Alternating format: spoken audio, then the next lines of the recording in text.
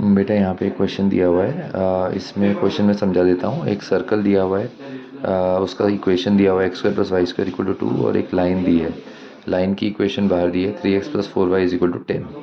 अब इन्होंने क्या किया है, इस पॉइंट से सर्कल के ऊपर दो टेंजेंट्स बनाई हैं, तो उससे हमें कॉर्ड ऑफ कॉन्टैक्ट मिल जाएगी AB, और हमें उसके मिड पॉइंट का लोकस बताना है। तो जो पॉइंट P है वो इस लाइन पे लाई कर रहा है, तो हमने क्या किया, P के कोऑर्डिनेट्स अल्फा बीटा मान लिया, वो इसकी इक्वेशन को सेटिस्फाई करेगा। तो 3α + 4 वैल्यू 10 हो जाएगी। उसके बाद मैंने कॉर्ड ऑफ कॉन्टैक्ट का फॉर्मूला लगाया। तो कॉर्ड ऑफ कॉन्टैक्ट के फॉर्मूला में x² को हम अल्फा x लिखते हैं, y² को बीटा y।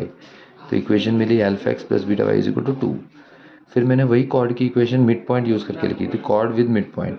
तो उसका फॉर्मूला t = s1, उसमें मिड पॉइंट का यूज़ करते हैं। hx + ky = -2, hx + ky -2, और s1 मतलब ये मिड पॉइंट को सर्कल में पुट करो, h² + k² -2 -2 कैंसिल।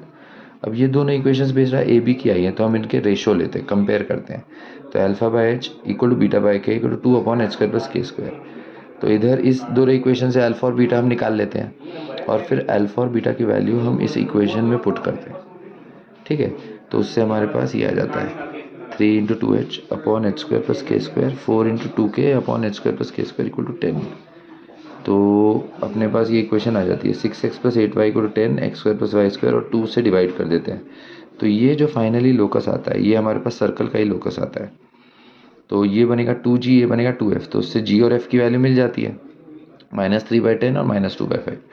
सेंटर के कोऑर्डिनेट्स -g -f होते हैं, तो इसलिए हम साइन चेंज कर देंगे, 3/10 2/5।